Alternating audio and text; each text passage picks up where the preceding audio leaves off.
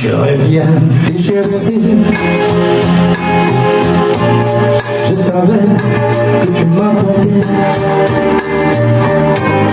Je savais que l'on ne pourrait s'effacer l'un de l'autre longtemps. Je reviens des GSC.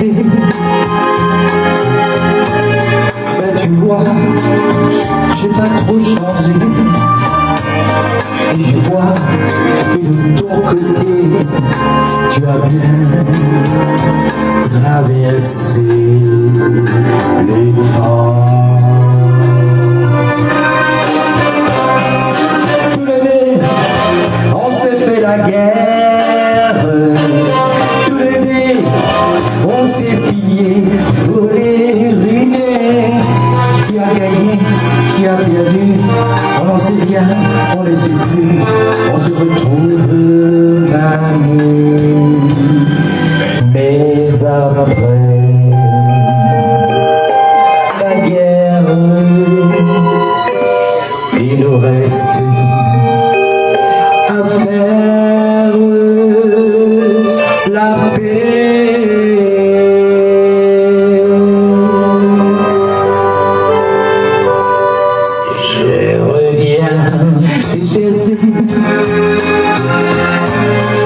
Tremblant comme un jeune marié,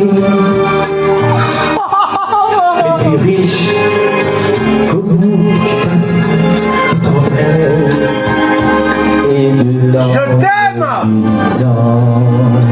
Je reviens des chassés. J'ai les peines, je sais pas nier. Et dis-moi, viens m'embrasser. Un taxi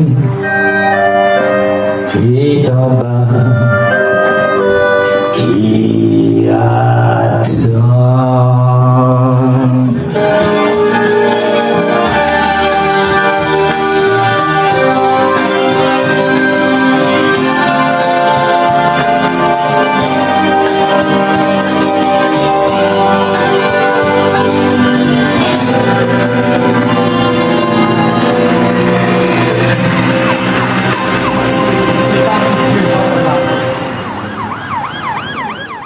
Bah Jacques, c'est vendredi, c'est l'apéro. Allez, on trinque. Au Cabaret Vert, la fête, elle est sincère. C'est une ambiance qu'on trouve nulle part ailleurs. C'est un lieu d'échange où se multiplient les rencontres avec les gens les plus différents possibles afin d'élargir l'horizon et les points de vue. T'es pas d'accord, Jacques? Exactement, c'est tout à fait. Tu vois, on se retrouve entre amis pour se distraire, comme tous les vendredis maintenant avec nos amis internautes, pour se dire les choses de la vie, la pluie, et puis surtout le beau temps, et puis les événements du monde, et puis les rêves aussi. Et puis enfin, expliquer aux gens que toute la semaine ils sont comme nous, ils bossent, on est toujours là pour les soutenir quand même, que eux nous soutiennent aussi. Tu vois, Jacques, à l'époque, nous étions jeunes et nos élans créateurs sans faux semblants et sans cynisme. Alors, on faisait la route ensemble, comme tu l'as fait avec nous depuis, Jacques. On prenait des détours, hein, mais qui finalement nous ramenaient toujours au point de départ. Il fallait bien rentrer chez soi. Et donc, je devais tenter de trouver quels étaient les bons et les mauvais collaborateurs. T'es tombé avec un pote, t'as dit, celui-là, je le garde, parce que celui-là, il a une grande gueule, c'est un gentil, mais il a une grande gueule quand même. Mais des potes, on en a eu plein, et y compris des femmes. Ghislaine Gibouri, elle fut nommée responsable du pôle restauration, et dès 20h, depuis 2000, au bar du Cabaret Vert, au siège du Cabaret Vert, elle proposait de trinquer au bonheur. Oui, l'amitié, l'amour, ça fait pas.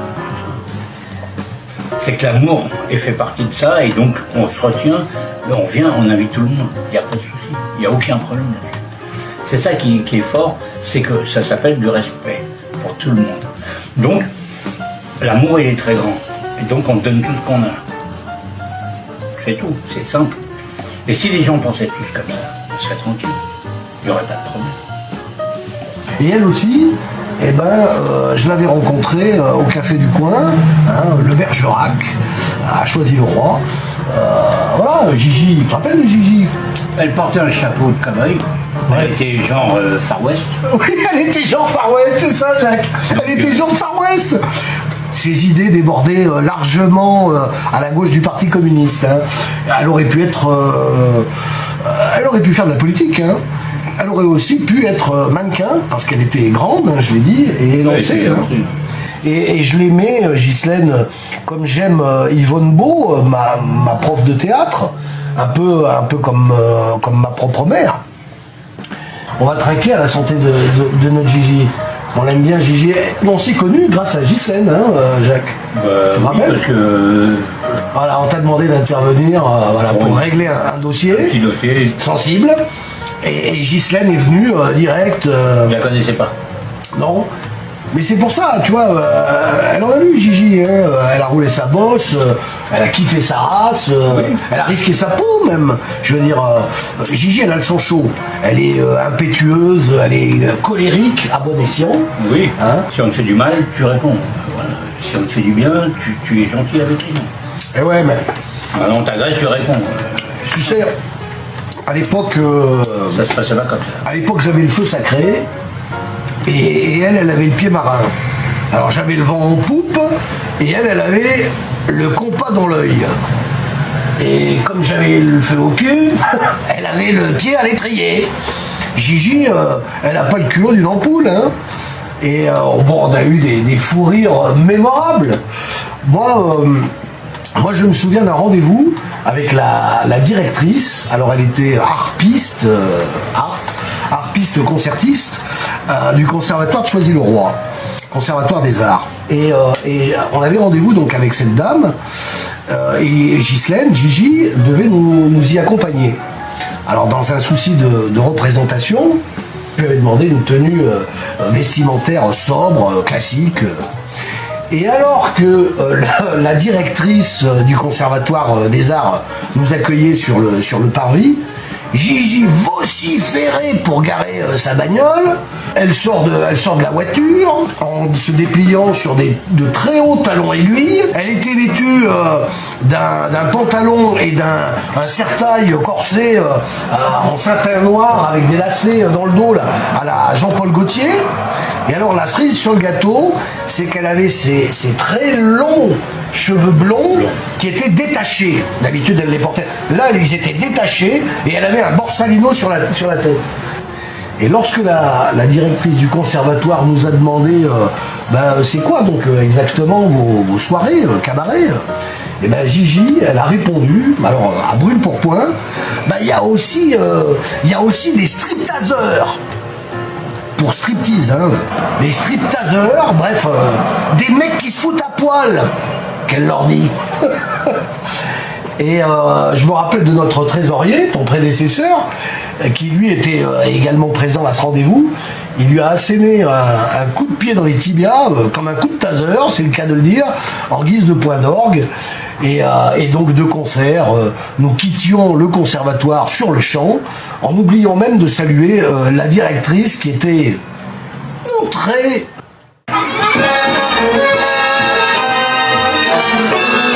All of me, why not take all of me? Got to see, I'm no good without you. Take my lips, I won't lose them. Take my heart, I never lose them. Your goodbye left me with eyes that cry.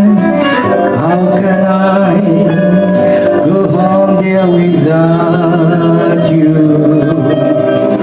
You took the part that was my heart, so I know. Take all of me.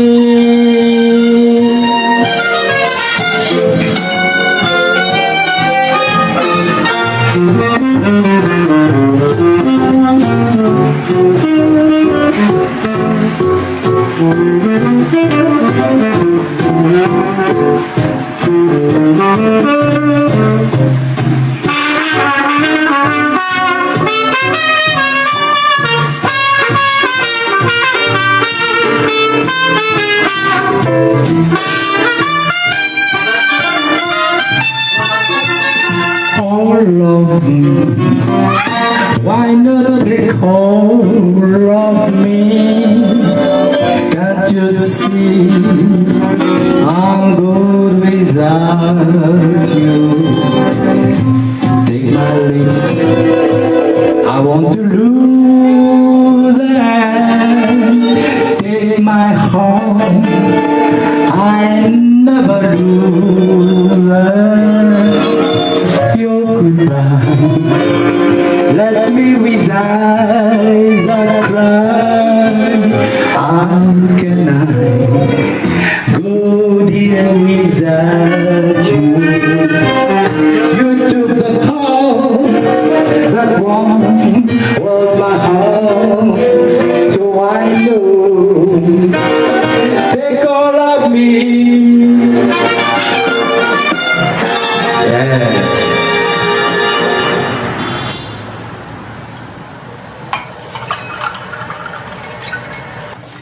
Il y a un autre hommage que je veux rendre, Jacques, c'est à la personnalité distinguée de Christian Hervé, qui a égayé les rencontres de Cabaret Vert. Ce monsieur au regard bleu acier, térébrant, et qui nous a rejoints depuis le début, donc depuis 2000, pour apporter au Cabaret Vert sa touche impeccable et son côté délicat. C'est d'autant plus honorable pour un professionnel de la haute coiffure française qu'il a exercé pendant 40 ans.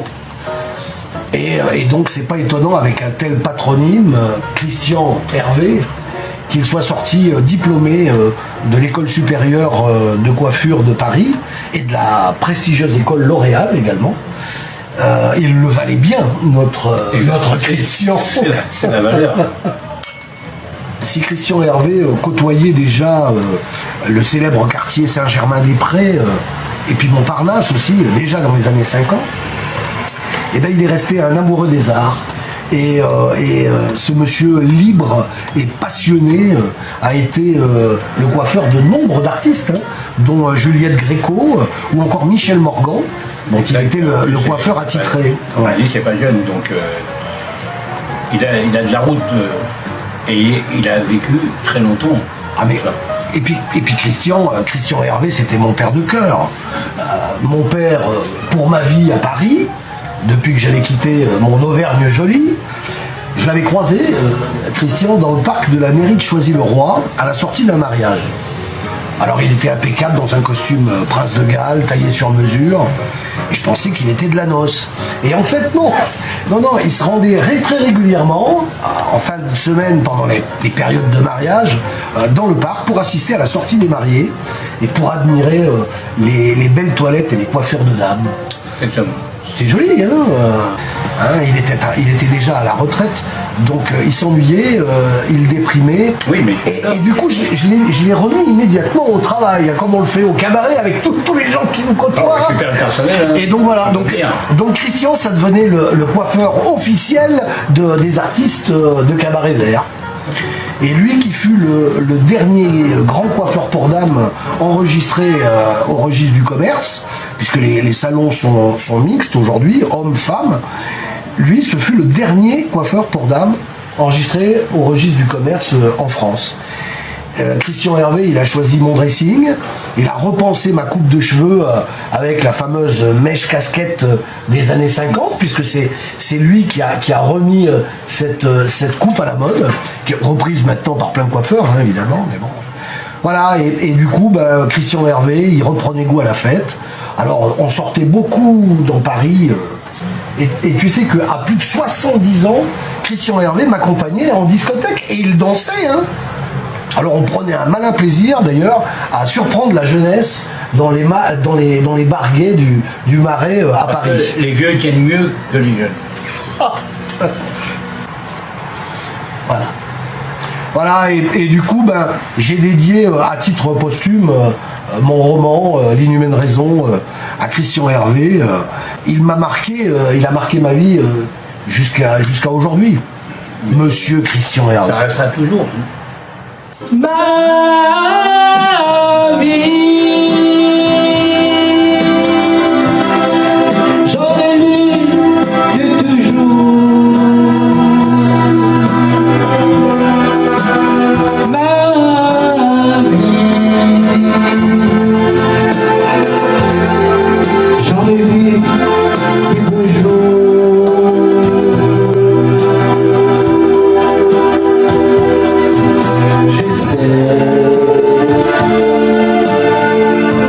et j'y reviens toujours.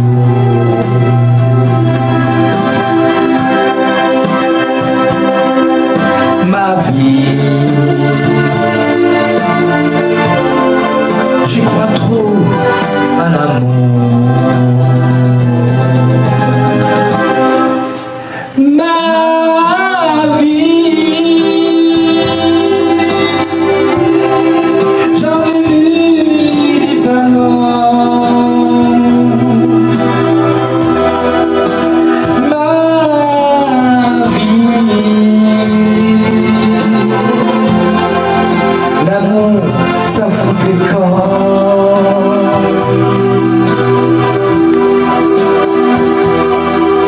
Je sais, on dit que ça revient.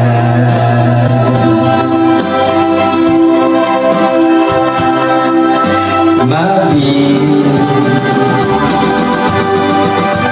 qu'il est long le chemin.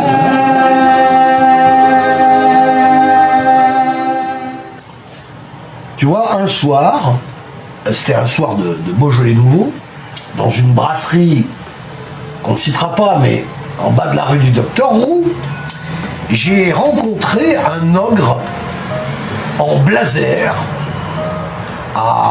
tu vois, croisé, costume croisé, à boutons dorés, qui était seul, attablé devant une bouteille de champagne. Et alors que je l'apostrophais en lui disant ben, c'est un soir Beaujolais, je sais pas, vous n'aimez pas le vin? Il m'a répondu, sans doute, mais jeune homme, le champagne, c'est divin.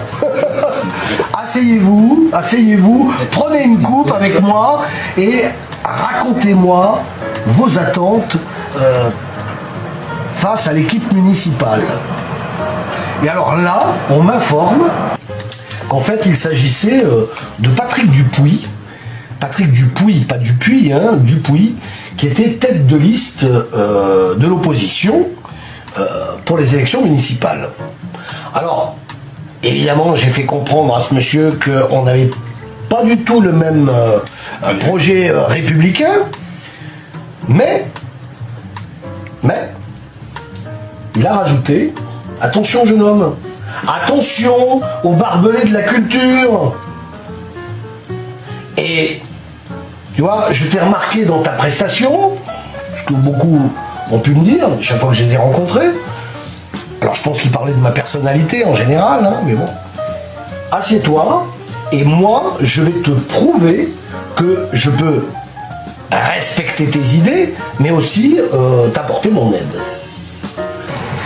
Et plus tard, eh ben, c'est par l'intervention de Patrick Dupuis, qui deviendra membre bienfaiteur de Cabaret Vert. Je peux te dire que chaque fois qu'il venait pour les apéros du vendredi, on peut le dire, il y a prescription, parce que là je vous parle d'il y a 20 ans, hein, je vous parle d'un temps... Moins de 20 ans, voilà, on va connaître. Ici, au siège, hein, il faisait un chèque personnel, hein, un chèque à son nom, pas un chèque au nom de son parti ou de quoi que ce soit, hein, devant ma comptable, devant mes membres, hein, devant au bar, hein, il faisait ça au comptoir comme ici. Et il faisait un chèque qui représentait, on va pas parler d'argent dans une émission comme ça, mais il payait le prix de 2 bouteilles en discothèque. Alors, hein, dans l'argent de l'époque, le prix de 2 bouteilles si tu l'as payé en discothèque. Je veux dire. Oui. Or, la loi 1901 prévoit que les prix dans une buvette doivent être bien en dessous de ceux exercés dans le commerce. Donc ça, on respectait tout à fait, ils savaient tout à fait quel était le prix de la buvette quand ils venaient dans nos soirées. Mais c'était à titre de don, oui, de donateur, et c'est pour ça qu'il a été nommé membre bienfaiteur. Et plus tard, donc, c'est par l'intervention de ce monsieur que nous obtiendrons l'aide logistique et technique pour la première soirée de l'association Cabaret Vert dans la salle du Royal. Le développement de Cabaret Vert nécessitait l'obtention de locaux pour nos soirées. Et par le biais d'une prestation municipale, prestation de la ville. Et c'est avec Marilyn que nous sommes allés présenter le projet Cabaret Vert à la mairie. Alors Marilyn, elle était responsable de la communication pour l'association. Encore une amie cheminote, pleine de cette confraternité et de cette générosité débordante des cheminots. Marilyn, c'était un peu notre jeune Maïté, hein, Maïté ordenaise, Oui. voilà. C'est-à-dire un franc-parler, lever de coude, rire à volonté, autre lever de coude. La liberté. Voilà, Marilyn, elle était tout en rondeur, c'est-à-dire elle était aimable, agréable. Elle était canaille, fraîche, guillerette, tonifiante. Et à la mairie, Jacques, c'était l'époque où l'on s'accrochait encore aux valeurs du passé. Et l'adjoint à la culture de l'époque était un homme loyal et bon. Et on peut citer son nom et on va d'ailleurs lever nos verres à sa mémoire. Oui, Monsieur Brondel, voilà, qui était l'adjoint à la culture. Un homme simple, confraternel, comme j'ai connu certains de mes camarades du Parti communiste. Et cet homme nous a écoutés, il nous a conseillés, mais il n'a pas pu répondre à nos besoins parce qu'il n'était pas décideur, parce qu'il n'était pas ni le premier adjoint et encore moins le maire. Et donc après moult demandes d'audience auprès de monsieur le maire, un ancien cheminot, c'est le premier adjoint qui nous a reçus dans la nouvelle mairie. Tout a royalement commencé en fait le 19 mars 2001, donc un an après le dépôt des statuts, dans cet ancien cinéma-théâtre acquis par la ville pour faire office de salle des fêtes, le Royal. Parce que la municipalité avait fini par accepter une prestation de salle, effectivement, le premier adjoint en pleine période électorale avait bien voulu faire montre de soutien envers notre association. Et j'étais très mal. Tu vois, j'ai très mal vécu la concrétisation de ce projet qui devait être un rêve. Oui, Parce que tout était fait pour que ce soit un événement. On voulait réussir notre pari fou. on est d'accord. On n'avait pas la prétention d'être non plus une pâle copie des grands cabarets parisiens. Non, mais d'avoir au moins un statut correct, qu'on nous respecte. J'ai fait tant de projets qui sont restés en l'air. J'ai fondé tant d'espoirs qui se sont envolés, que je reste perdu juste à son toilé. Les yeux, je sens le ciel, mais le cœur vous entend. Hier encore, j'avais 20 ans, je gaspillais le temps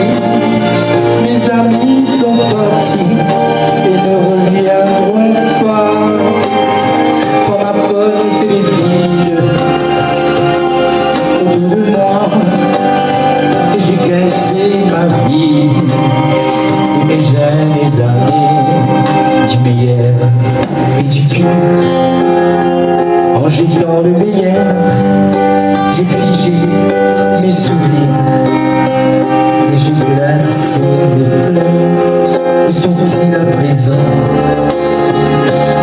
À présent